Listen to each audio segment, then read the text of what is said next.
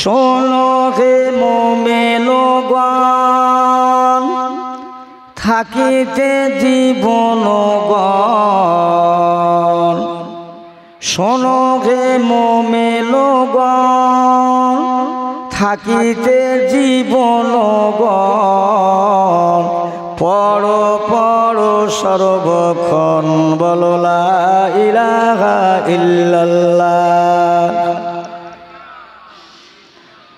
লা ইলাহা ইল্লাল্লাহ মুহাম্মাদুর রাসূলুল্লাহ। আল্লাহুম্মা সাল্লি আলা,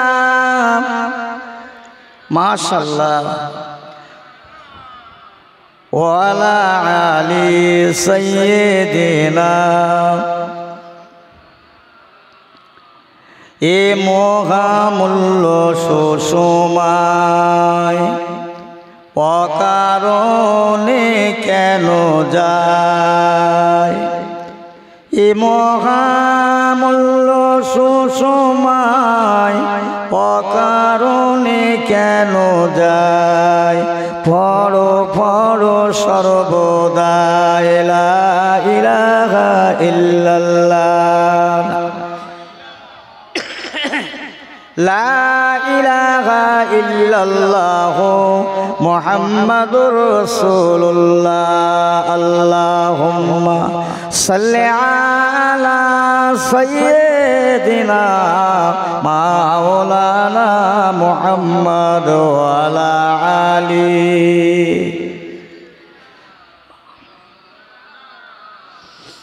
আল্লাহুম্মা আমিন। সবাই হাত ওঠান। ইয়া আল্লাহ, আমার আপনার দরবারে হাত ওঠাবার আগে কোরআন শরীফ, কলমা শরীফ, দরুদ শরীফ আমরা যে যা বলা কোয়া পড়াশোনা করেছি আল্লাহ ভুল ত্রুটি মাফ করে দেন আল্লাহ। এই আল্লাহ, নাকাক দেহ নিয়ে, নাপাক চেহারা নিয়ে, নাপাক জবানে আপনার বেহেশতের বাগানে বসে পবিত্র দরবারে দুটো হাত পেতেছি আল্লাহ। আল্লাহ, আমরা নাপাক বলে, গুনাহগার বলে আমাদের ঠেলে দিও না, হাঁকিয়ে তাড়িয়ে দিও না আল্লাহ। আর কোথাও যাবার জায়গা নেই, কারো দরবার নেই আল্লাহ, কোনো মালিক নেই আপনি ছাড়া। ই আল্লাহ, গুনাহ করেছি বেশুমার, মাপ চাই আপনার দরবারে, ক্ষমা চাই। আপনি তো মাপ করে দেবেন বলেছেন আল্লাহ। ইবলিস বলেছিল আমি 70 বার ধোঁকা দেবো আল্লাহ, আপনি তো বলেছে আমি 72 বার মাপ করে দেবো আল্লাহ। দুটো হাত পেতেছি আল্লাহ। আল্লাহ, আপনার বেহেশতের বাগানে বসেন আল্লাহ। এই মজলিস কবুল করে নিন আল্লাহ। যারা এই মজলিসের জন্য কষ্ট করেছে, মেহনত করেছে, টাকা পয়সা গত শ্রম দিয়েছে, এই গ্রামবাসী কমিটি, একনিষ্ঠ খাদেম, হেতাকাঙ্ক্ষী, দরদি আল্লাহ, দূরে অলক্ষ্যে থেকে যারা আসবে এসেছে, প্রত্যেকের জীবনের সকল গুনাহগুলো মাফ করে দিন আল্লাহ। আল্লাহ, এই গ্রামের বালা মুসিবত দূর করে দিন আল্লাহ। আসমানি গজব আসমানি উঠিলেন, জমিনে গজব দাপন করে দিন আল্লাহ। আল্লাহ আল্লাহ, আপনার দরবারে হাত পেতেছি বড় আশা নিয়ে, ভরসা নিয়ে। ইবলিস বলেছিলেন আল্লাহ আমি আপনার বান্দার 70 বার ধোঁকা দেব, আর আপনি বলেছিলেন এই ইবলিস আমার বান্দার 70 বার ধোঁকা দেবে। আমি আল্লাহ বলছি আমার বান্দারে আমি 72 বার মাফ করে দেব। আল্লাহ, সে আশায় আশালিয়ে আল্লাহ, শুভ রজনী, শুভ সন্ধিক্ষণে আপনার বেহেশতের বাগানে বসেছি। আমাদের সকলের মনের আশা, মনের তামান্না, নিক মকসুদকে পুরা করে দিন। জিন্দা মুর্দা উভয় সবাইকে মাফ করে দিন আল্লাহ। আমাদের ইমানদার করে মউত দেবেন আল্লাহ। আল্লাহ, আমাদের মনুষ্যত্বটা ফিরিয়ে দাও আল্লাহ। জঙ্গলে বাঘ বাঘের মারে না, হাতি হাতিরই মারে না, বানর বানরের মারে না। মানুষ মানুষের প্রতি দুঃখ দেয়, কষ্ট দেয়, ব্যথা দেয় আল্লাহ। আমরা কি মনুষ্যত্বটা হারিয়ে ফেলেছি? আপনি আমাদের মানবতা, মনুষ্যত্বটা ফিরিয়ে দিন বিরহমাতিকা ইয়া রাহমার রাহিমিন। লা ইলাহা ইল্লাল্লাহু মুহাম্মাদুর রাসূলুল্লাহ। হ্যালো, দুর্গাপুরে কোথা থেকে বলছেন?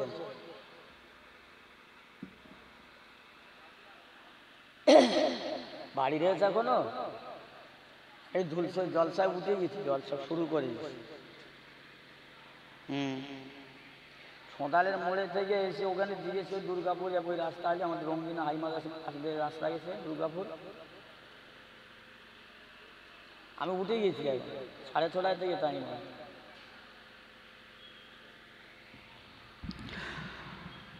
মহাসম্মানিত উপস্থিত আজকের ফুরফুরা শরীফের সুনাম ধন্য আমাদের মাতার মাতার মণি জনাব পীর সাহেব হুজুর কেবলা, সাথে সাথে ওলামা হযরতগণ, এই গ্রামের মহাসম্মানিত মুরব্বীরা, আব্বাজানেরা, ভাইয়েরা, ছেলেরা, তরুণ তরুণেরা, জওয়ান যুবকেরা, রাতের অন্ধকার আলারের পর্দানসী আমার মা ও বোনেরা, আল্লাহ পাকের দরবারে লক্ষ শুকরিয়া। আমি একজন গুনাহগার, নাদান, নালায়েক, নাপাক, এসেছি আপনাদের খিদমতে। আল্লাহর রাস্তায় একটু দোয়া নিয়ে যাব। আপনাদের সকলের প্রতি রইল আন্তরিক শুভেচ্ছা, মোবারকবাদ, ভালোবাসা। তার সাথে সাথে আল্লাহ রাব্বুল আলামিনের দরবারে সবাই শুকর আদায় করি, যেহেতু এ জামানাটা আখিরি জামানা, এ জামানাটা আখিরি জামানা, বাংলা কথা শেষ জামানা। মানে এই জামানায় ইমান কেনা বেচার সময় চলছে।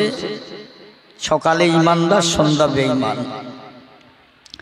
এমন একটা পরিস্থিতির মধ্যে, এমন একটা সংকটময়ের মধ্যে দুর্গাপুরের এই পাড়ার মানুষেরা সম্মিলিত, সংগঠিত, মিলেমিশে এই জলসার আয়োজন করেছেন।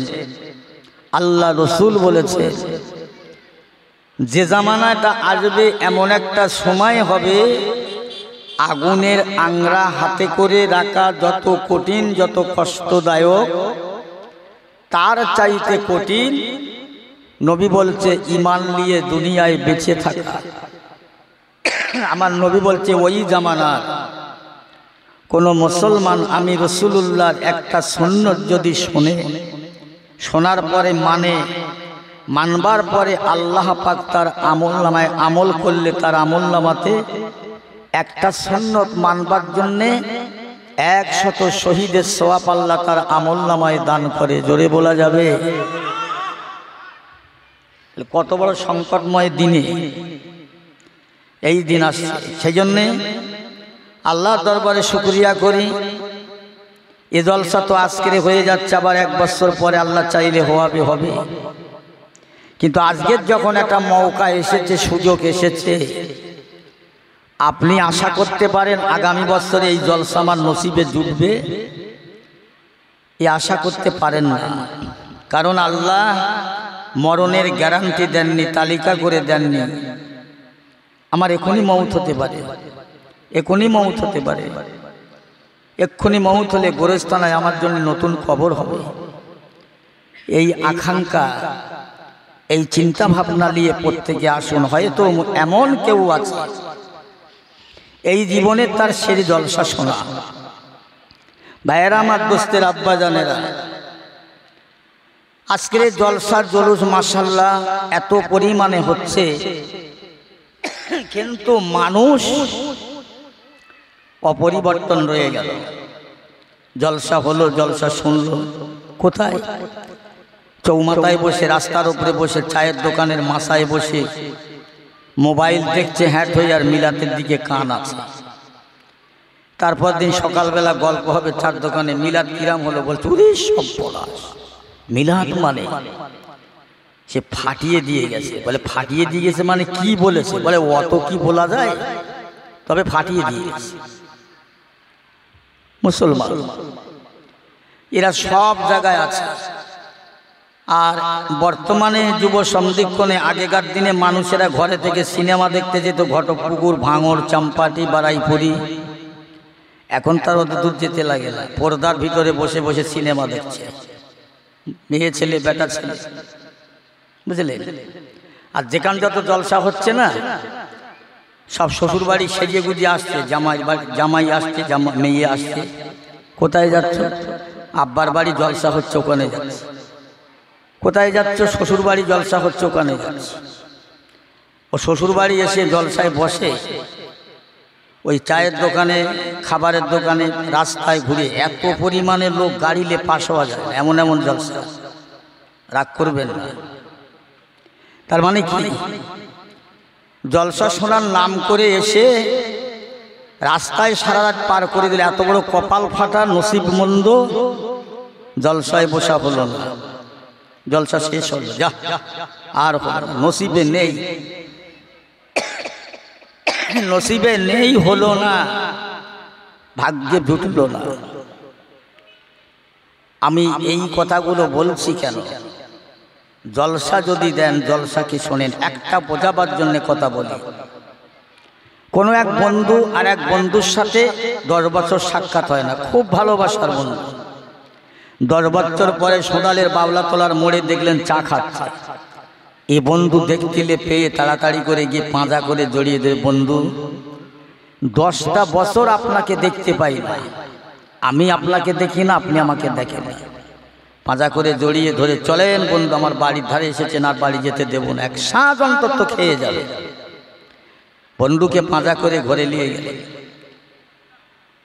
বন্ধু বন্ধুকে দেখলে যেমন ছাড়ে না, একটা আসামি আছে, পুলিশ ময়না তদন্ত করছে, রাত দিন ঘুম নেই ধরবার জন্য। 10 বছর পরে পুলিশ আসামিকে, এই চলো, তোমার জন্য 10 বছর আমার ঘুম নেই। তাহলে বন্ধু বন্ধুকে দেখলে মহব্বত করে, ছাড়ে না। পুলিশ তার আসামিকে ছাড়ে না। জলসায় যদি আপনারা বসেন, জলসা যদি আল্লাহর, তা বলছে এই 3টে মাথার একটা নিলাম কেন জানো? প্রথম যখন একজনের কানের ভিতরে আমার এই লাঠিটা দিলাম, এ কান্দে দিলাম, ও কান্দে বেরিয়ে গেল। দ্বিতীয়বার আর একবার দিলাম, সে কানের মধ্যে ঢুকছেন না। আর একটা কানে অর্ধেক গেল, অর্ধেক গেল না। এই 3টের মধ্যে তোমরা কিছু জানো? জি না। আল্লাহর বান্দা বলছে, ও আমার সঙ্গীরা সাথীরা, 3টে মাথার মধ্যে 2টো বাদ দিলাম, একটা নিলাম। প্রথমবার আমার আশা বাণীটা যখন কানের মধ্যে প্রথম মাথাটাই ঢুকালাম, এ কান্দে দিলাম, ও কান্দে বেরিয়ে গেল। তার মানে দুনিয়ার বুকে ইসলামের কথা শুনতো, শরিয়াতের কথা শুনতো, কোরআন হাদিস মাকিয়া রসুল ফেকা ফতোয়া পারা, বিশ্বনবী রাসূলুল্লাহ হাবিবুল্লাহ সমস্ত কথাবার্তা শুনতো। কানে এক কান্দে শুনতো, আর এক কান্দে বার করে দিত, কানে রাখতো না। এই জন্য ফেলে দিচ্ছে। দ্বিতীয়বার আবার একটা কানের মধ্যে আশা বাণীটা দিলাম, ও কানের মধ্যে ঢুকলো না। দুনিয়ার ওই মানুষটা ইসলামের কথা শুনতো না, শুনেও শুনতো না, শুনেও শুনতো না, একদম কানে লিত না। তৃতীয় মাথাটা অর্ধেক গেল, অর্ধেক গেল না। এই ব্যক্তি আল্লাহ রসুলের কথা শুনতো, কোরআন শুনতো, হাদিস শুনতো, ইসলাম সারা শরিয়াত শুনতো। শোনার পরে কানে রাখতো, সেই মতো আমল করত। এই জন্যে লিখে আলাদাভাবে দাফন করলাম। বোঝা গেল? তাহলে ওয়াজ শুনে যদি এ কান্দে দিয়ে ও কান্দে বার করে দেই, লাভ কি হবে? আবার কেউ মুখে শোনে না, আর কেউ শুনে আমল করে। আল্লাহ পাক পরওয়ারদিগারে মাওলা বলতে রয়েছেন, এ বান্দা বান্দি, আমি আল্লাহ পাক তোমাদের তৈরি করলাম। আল্লাহ জানিয়ে দিল, মা খালাকতুল জিন্না ওয়াল ইনসা ইল্লা লিয়াবুদুন। কোরআন শরীফ পাক, কোরআন শরীফের কথা। আল্লাহ কি বলেছে? জেনার ইনসানের ইবাদতের কথা বলছে। আমি বানিয়েছি তোমাদের ইবাদতের জন্য। দুনিয়ার বুকে তোমাদের লাঠিবাজি, রাটিবাজি, পারিবাজি, দাঙ্গা হাঙ্গামা, দুষ্টুমি, গুন্ডামি, ভণ্ডামি, জুচ্চুরি, জালিয়াতি, সিরিংবাজি, কাজ্জাবি, মুনাফিকি, তেড়েল সরেল নেড়েল ফেড়েল করার জন্য পাঠাই নাই। ওয়ামা খালাকতুল জিন্না ওয়াল ইনসা ইল্লা লিয়াবুদুন। ও জিনানসানেরা, আমি আল্লাহর ইবাদত করবে তোমরা। তোমাদের ইবাদতে আমি আল্লাহ খুশি হয়ে একটা জান্নাত দেব। একটা জান্নাত হবে 10টা পৃথিবীর সমান। একটু জোরে বলা যাবে না সুবহানাল্লাহ? একটা জান্নাত হবে 10টা পৃথিবীর সমান। তাহলে বলে ইবাদতের অর্থ কি? কোনটা ইবাদত? ইবাদত করতে বলেছে এই 5 ওয়াক্ত নামাজ, 1 মাস রোজা, হজ যাকাত, এই 5টা ইসলামের রুকন, 5টা খুঁটি। সম্বন্ধে আরো ইবাদত আছে। পেশাব পায়খানা করা ইবাদত, ঘুমানো ইবাদত, খাওয়া ইবাদত, দুনিয়াতে ঘোরা ইবাদত, বাপ বেটায় কথা বলা ইবাদত, স্বামী স্ত্রী কথা বলা ইবাদত, দুনিয়ার মানুষের সঙ্গে সদ্ব্যবহার করা এটাও ইবাদত। সবটা যদি শরীয়ত সম্মত হয়, বুঝেছেন? ইবাদত শুধু নামাজ নয়, তুমি ইবাদত করো। আল্লাহ বলছে তোমরা আমার তাবেদারি হলো, আমি আল্লাহ খুশি হয়ে যাব। এই যে বসে আছেন এটা একটা ইবাদত। তবে চায়ের দোকানে বসে চা খাবে, গীবাত করবে, এটা ইবাদত নয়। হ্যাঁ, ফ্রি ফায়ার খেলবে রাস্তার ধারে বসে, ওটা ইবাদত নয়। জাহান্নামের পথ খুলে তুরি করে নিচ্ছে। জাহান্নামের রাস্তা নিজেরা পরিষ্কার করে নিচ্ছি। আল্লাহ মাফ করে। দুনিয়ার দিকে তাকান, দুনিয়ার দিকে তাকান, একবার নিজের কথা ভাবুন না। আব্বাজান গেছে, মা গেছে, দাদু গেছে, দাদি গেছে, নানা গেছে, নানি গেছে, শ্বশুর গেছে, শাশুড়ি গেছে। আমার বয়সের অনেকে ছোটরা, তারাও চলে গেছে, আমাকেও যেতে হবে। কবে, কখন, কোন দিন, কোথায়, কিভাবে তা জানি না। মউত হবে, মৃত্যু আমার অবধারিত। আল্লাহ বলেও দিয়েছে কুল্লু নাফসিন যায়িকাতুল মউত, মউত কারো ছাড়বে না। একটু ভাববেন না আমার এক্ষুনি মউত হয়ে কি হবে? ও মুসলমান, আল্লাহ ওয়ালা গণেরা, জওয়ানেরা, যুবকেরা, মুরব্বীরা, আমার আল্লাহ পাক কোরআন পাকের মধ্যে বলে দিলেন কুল্লু নাফসিন যায়িকাতুল মউত। মউত হবে নরনারীর সবাইকে, কি বেটা ছেলে কি মেয়ে ছেলে। যত অহংকার করো না কেন, তাকব্বরি করো না কেন, মউত একদম। পুকুরে মাছ পোষা হয়েছে, ভেটকি মাছ, ছোট ছোট মাছগুলো সব ধরে খেয়ে নিচ্ছে। আর পুকুরের মালিক কি করবে? বড় জাল এনেছে, জালের তোলা দিয়ে কাদা কেটে বার হয়ে চলে যাচ্ছে, কোনো রকমে ধরা যায় না, খুব কায়দা করে পালাচ্ছে। পুকুরের মালিক বলছে এক কাজ করো তো, মাছ রাখা যাবে না, মার পুকুর শেষ করে দেবে। ধরো ওই মেশিন, মোটর বসা, মোটর যখন বসিয়েছে পানি কমে যাচ্ছে, মাছটার ওজন 20 কেজি, ও তখন কাদার তোলায় কাদা গেলা হচ্ছে অবস্থা। মুসলমান পুকুরের মাছ একটা মাঝে খেয়ে নেয়। পুকুরের মালিক মাছটা ধরার জন্য বহু রকমের কলনা সল্পনা করল, কিন্তু জাল ছিঁড়ে কাদা কেটে খাই ছিঁড়ে পালিয়ে যায়। বাড়িওয়ালা বলছে এই পুকুরে মেশিন বসাও, মোটর বসাও।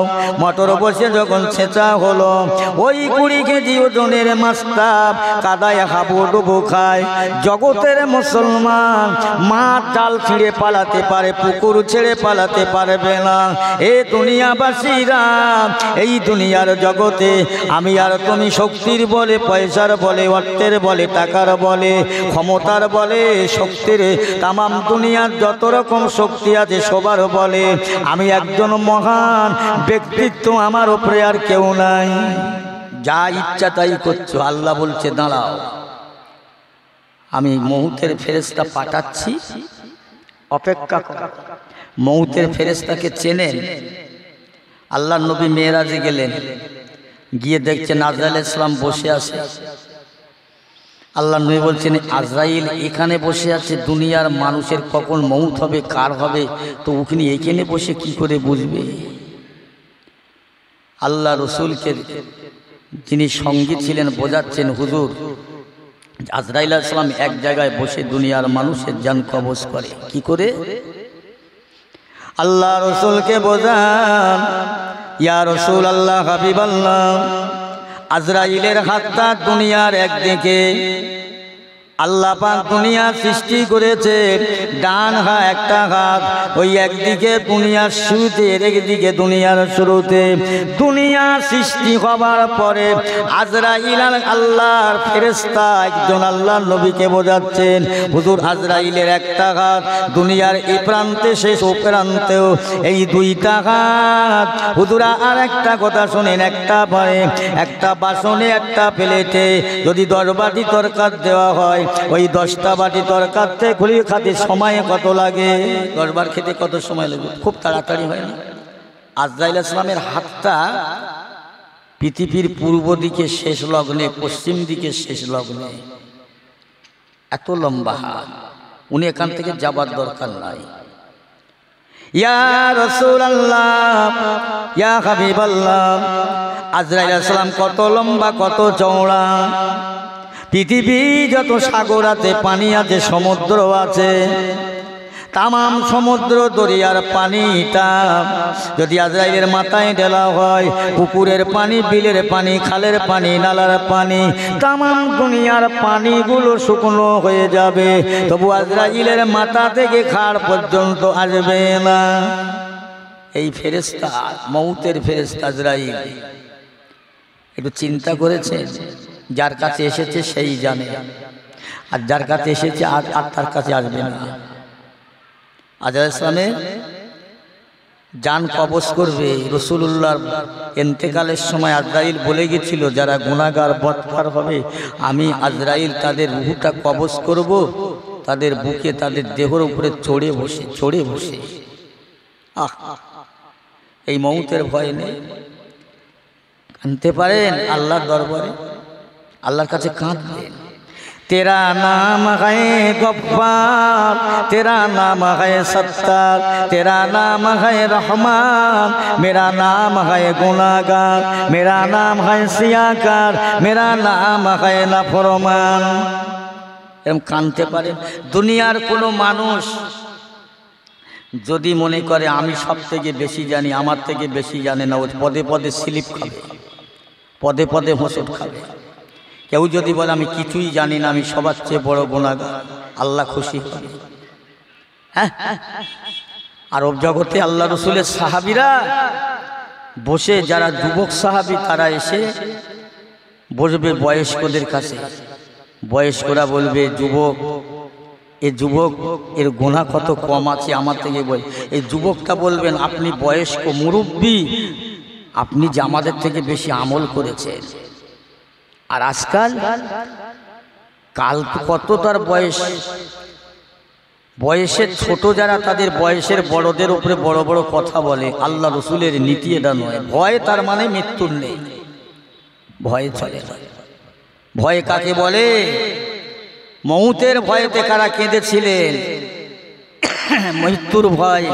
আপনাদের কাছে বলছি বাবা, রাতের বেলা বালিশে মাথা দিয়ে একটু ভাববেন, আল্লাহ যদি আর আমার ঘুম না ভাঙায়।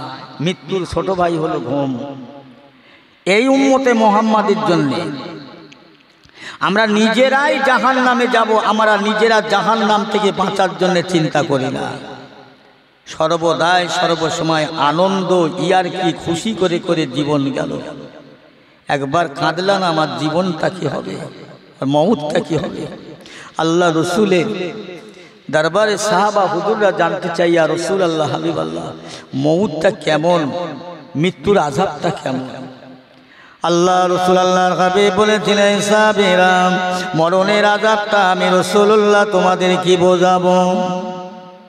এটা জানতো, ছাগলকে জবাই না করে, তাকে না মেরে দিয়ে, রক্ত না বার করে, তাকে না অজ্ঞান করে, জীবন্ত অবস্থায়, জ্যান্ত অবস্থায় দাঁড় করিয়ে রেখে তার গায়ে থেকে চামড়া ছাড়ালে, খালপোস করলে যেমনটা হয়, মউতের আযাবটা তার চেয়েও বেশি।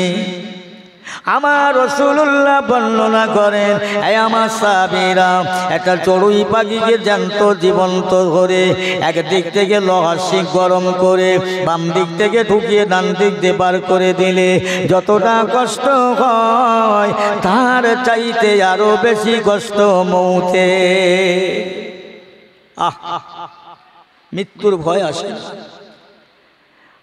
আল্লাহ পাক আমাদিগকে মউত যখন দেবেন, মৃত্যু যখন দেবেন, দোয়া চাই, দোয়া করি আল্লাহ আমাদের মরণটা যেন ইমানি মউত হয়, আমলি মউত হয়, জুমার দিনে হয়, অজু হালাতে হয়, অজু অবস্থায় হয়, ঘরে বসে আল্লাহ সবারকে দেখতে কলেমা পড়ে তওবা পড়ে কলেমার অর্ধেক উপর পড়তে রসুলের দিদার হতে হতে আমাদের যেন মউত হয়। জোরে বলুন আল্লাহুম্মা আমিন। জোরে বলতে পারেন আল্লাহুম্মা আমিন। আশ্চর্য মরণ। যুবকেরা মনে করছো আমার এখন বয়স খুব কম, আমি ইচ্ছা মতো চলবো, মরণ একদিন হবে। একটা কথা বলে যায়, একটা দুলাহিনীর বিয়ে হয়েছে, এক যুবতী আর যুবক। বিয়ে হবার পরে রাত্রি 12টার সময় এসে তার বিবির বাসর ঘর, ওদের ওই দিন এসে বিবির সঙ্গে কথা হবে। নতুন বউ, নতুন স্বামী। তার স্ত্রী বলছে, শোনো, তুমি আমার বিয়ে করেছটা কি, এখন কোনো কথা নয়, যখন কথা হবে তখন আমার বয়স হবে 80, আমার বয়স 60, তোমার বয়স 80, সেই সময় তোমার আর আমার কথা হবে। আচ্ছা বলেন তো, এই যুবকটা বাসর ঘরে তালাক দেবে কি না? এখন কথা হবে না, বুড়ো বয়সে এই বাসর ঘরে বলবে তয়া কাল্লো এক যা চলে যা। আল্লাহ পাক নামাজ ফরজ করেছে 12 বছর বয়স থেকে, কারো 30, কারো 35, কারো 40 এখনো নামাজ পড়েন না। এরা বলছে আমরা সেই বুড়ো হলে আল্লাহ আল্লাহ করব। তাই এ যেমন বলেছে বুড়ো হলে আমার তোমার কথা হবে, তালাক দিয়েছে। তা আল্লাহ পাক ওই রকম যদি আমাদের তালাক দেয়, যা তোর এতদিনের নামাজ কাজা বলেছেন না, আল্লাহ তা করবে না, মাফ করে দেবে, মাফ করুন, ক্ষমা করে দেবে, তওবা করুন, তওবা করুন, তওবা করুন। দুনিয়াতে আমার রাসূলুল্লাহ 100 বার করে তওবা করতেন। আমার রাসূল কি গুনাহগার ছিলেন? নাউজুবিল্লাহ, নিষ্পাপী বেগুনা আল্লাহর দোস্ত, আল্লাহর বন্ধু। সেই নবী যদি দিনে 100 বার করে তওবা করে, আমাদের গুনায় গুনায় ভরে গেল, অন্তর সিয়া হয়ে গেল, কালো হয়ে গেল, তওবার কথা মনে আসে না, তওবা পড়তে চানি না। কবে পড়বে তওবা? নিজেকে নিজে সারো, সাবধান হও, রেডি হও, তৈরি হও, তোমার জন্য মউত আছে পিছনে, তুমি বুঝতে পারো না। একটা মানুষ বেরিয়েছে বাড়ি, ফাঁকায় বেরিয়েছে বাড়ি থেকে, হঠাৎ বাঘ তেড়ে আনছে, ছুটে ছুটে সামনে একটা খেজুর গাছ, বাঘ তেড়ে আসছে মানে কি, ভয়েতে তাড়াতাড়ি গাছে উঠেছে। বাঘ ওই গাছের গোড়ায় ছড়ি পেতে বসে আছে। দেখি দুটো ইঁদুর মিলে খাজুর গাছের শিকড় কাটা শুরু করেছে। খাজুর গাছের শিকড় কাটতে কাটতে কাটতে কাটতে কাটা শেষ, গাছ পড়ে গেল। তাহলে বাঘ তোকে সহজে নিয়ে যাবে। পৃথিবীর মানুষ আমাদের জন্য আজরাইল আলাইহিস সালাম পিছনে অবধারিত আসছে। দুনিয়াটা হলো একটা গাছ, এর শিকড় কেটে দিচ্ছে কারা? দুটো ইঁদুর মিলে কেটেছে, একটা কালো ইঁদুর, একটা সাদা ইঁদুর। আমার আপনার জীবনের হায়াতের শিকড়গুলো কাটছে, দিন আর রাত, রাত আর দিন, আস্তে কমেই যাচ্ছে। কথা বলছে, যেদিন থেকে মার পেটে থেকে যেদিন আল্লাহ বানিয়ে, সেদিন থেকে আমাদের হায়াত কমছে, আর অনেক বলে বয়স বাড়ছে। ভেবে দেখেন, চিন্তা করে, সাদা কাপড় পরতে হবে কিনা, গোসলের তক্তায় শুতে হবে কিনা, খাটিয়ায় উঠতে হবে কিনা, কবরে শোবে কিনা, একবার চিন্তা করেছো? বুঝতে পেরেছি, সব পরে, ওসব পরে পরে, এখন না, থাক, ওসব পরে হবে। বাবাজি কবে হবে? পরে পরে কবে? কোন দিন? আল্লাহকে চেনো, আল্লাহ রসুলকে চেনো, আল্লাহর ওলিদেরকে চেনো। আল্লাহর নবীকে চিনতে গেলে কোথায় যেতে হবে? আল্লাহর ওলিদের দরবারে। আল্লাহর ওলিদের দরবারে গেলে আল্লাহর নবীকে চেনা যাবে। আল্লাহর নবীকে চিনলে আল্লাহকে চেনা যাবে। আল্লাহকে চিনলে আত্মার দুনিয়া আখিরাতে কোনো ভয় নাই। জোরে বলুন না সুবহানাল্লাহ। আল্লাহ রসুলকে চেনো, কি করে চিনবে? আল্লাহর ওলিদের ধরতে হবে। বলেন, তবে অন্তরের হৃদয়ে মায়া আসবে, দয়া আসবে। আল্লাহর ওলিদের দরবারে এক একটা মানুষ নয় পোড়াগুড়ি খেয়েছে। এখন একদল মৌলবি ফতোয়া দিচ্ছে পীর ফির ধরা যাবে না। ও মানুষ, আমি মানুষ, পীর ফির আমি মানি না। আবার মশলা দিচ্ছে, বাবু এই ওয়াজ করার জীবনে লাইনে আল্লাহ পাকের দরবারে লক্ষ শুকরিয়া, আপনাদের দোয়া আছে। জলসা করতে গেলে আগেই আমার বলে দেবে হুজুর কিয়াম পড়বেন না, বড় কষ্ট লাগে। সালাম পড়বে না, আল্লাহ আল্লাহ রসুলের কথা বলবে, ব্যাস এতেই যথেষ্ট। বলেন যেভাবে ওয়াজ করতে বলে আমাদের সেই সাবজেক্টে ওয়াজ করতে হয়। এই মুসলমান জাতিরা এরা মশলা ঘুরে ঘুরে ঘুরে ঘুরে দুনিয়ায় বন্ধন নিয়ে, সুদ নিয়ে, ঘুষ নিয়ে, জেনা ব্যভিচার, ফোন পোতা, বেহায়া বেপরদা ভরে গেল। ওখানে মশলা দেবে না, ঘুরে ঘুরে ঘুরে ঘুরে মশলা দেবে। সালাম কিয়াম নিষেধ, কবর জিয়ারত করা নিষেধ, আখিরি জোহর পড়া যাবে না, বেদাত। ব্যাস সাধারণ মানুষেরা কোথায় যাবে? ঘুরে ঘুরে কি করবে? ঠিক বলেছে, ঠিক বলেছে। ওটা বেদাত, এটা বেদাত, ওটা বেদাত। বাপ মার খবর খানা বিনে করা যাবে না। পায়জামা আন্ডারপ্যান্ট করছে। বলি আল্লাহর ওলির দরবারে একটু বলি, কত বড় জ্ঞানী হয়েছ তুমি, কত বড় শিক্ষিত হয়েছ তুমি, কত বড় কি হয়েছ জানি না। তবে শোনো, ডক্টর শহীদুল্লাহ সাহেব ছিল 18 ভাষার MA পাস। আপনাদের কাছে বলেছি, আজও বলছি। ওই ডক্টর শহীদুল্লাহ সাহেব একটা পীরের দরবারে গেলেন, গিয়ে বলছে হুজুর আমি আপনার দরবারে এসেছি, আপনার হাতে মুরিদ হব, বায়াত হব। তুমি ইলমে তাসাউফ, ইলমে মারুফাত আমি একটু শিখবো। পীর সাহেব বলছে তুমি কিছু জানো বাবা লেখাপড়া? হুজুর আমি 18 ভাষা লিখতে পারি, পড়তে পারি, পড়াতে পারি। পীর সাহেব বলছে আরে বাবা, আমার এই মুরিদ তো ব্যাপক মুরিদ। ডক্টর শহীদুল্লাহ বলে হায় হায়, আমি আসলাম পীরের কাছে মুরিদ হতে, আমি আমার অন্তরের একটু রাগটা গরিমাটা কমাবো, আমার অন্তরের ধাঁচটা কমাবো। এই পীর আমার প্রশংসা করছে, না না না না এখানে থাকা যাবে না বলে আরেকটা পীরের দরবারে গেলে, শোনেন সেখানে ওই অবস্থা। সে যে দাদা ডক্টর শহীদুল্লাহ সাহেব ঘুরে ঘুরে কোথায় গেলেন? ফুরফুরার দরবারে। বলুন না সুবহানাল্লাহ। ফুরফুরার দরবারে গিয়ে বসে আছে, আরো লোক বসে আছে। আমার দাদা হুজুর কেবলা রহমাতুল্লাহ আলাইহি বাড়ির ভিতর থেকে এসে দেখতেন ডক্টর শহীদুল্লাহ। দাদা হুজুর বলছে ডক্টর শহীদুল্লাহ, শুনেছি তুমি 18 ভাষার MA পাস, তোমার তো এখন বসা ঠিক হয়নি, তোমার তো আদব জ্ঞান হয়নি। জোরে বলবেন না সুবহানাল্লাহ। যাও আল্লাহর ওলি মুজাদ্দিদুজ জামান আমার দাদা হুজুর পীর কেবলা রহমাতুল্লাহ আলাইহি বলছে বাবা ডক্টর শহীদুল্লাহ তুমি 18 ভাষা পড়তে পারো, পড়াতে পারো, লিখতে পারো, কিন্তু বাবা তোমার মধ্যে তোর রসুলের সুন্নত নাই। তুমি আদবি বসা বসতে পারো না, সুন্নতি নবাবি বসা বসতে পারো না। জেনে রাখো ডক্টর শহীদুল্লাহ, যার মধ্যে আদব আছে, আমি আবু বকর আমার দরবারে জায়গা আছে, যার মধ্যে আদব নাই আবু বকরের দরবারে তার জায়গা নাই। ডক্টর শহীদুল্লাহ ওই সময় দাদা হুজুর কেবলার হাতটা ধরে মাথাটা নিচু করে পায়ে জড়িয়ে আল্লাহর ওলি হুজুর আমাকে মাফ করবেন, ক্ষমা করবেন। আজ আমি পীরের মতো পীর পেলাম, মানুষের মতো মানুষ পেলাম। আমি 2টা পীরের দরবারে গেলাম, তারা আমার প্রশংসা করছে। আজকের আপনি যে আমার বললেন, আমার মাথ পাতার পাক খুলে গেল, আমার জীবন ধন্য হলো। হুজুর আমাকে মাফ করেন। সেই 18 ভাষার MA পাস ডক্টর শহীদুল্লাহ ফুরফুরার জমিনে ধুলোয় গোড়াগড়ি খেয়ে আল্লাহর ওলি হয়ে কবরে শুয়ে রয়েছে।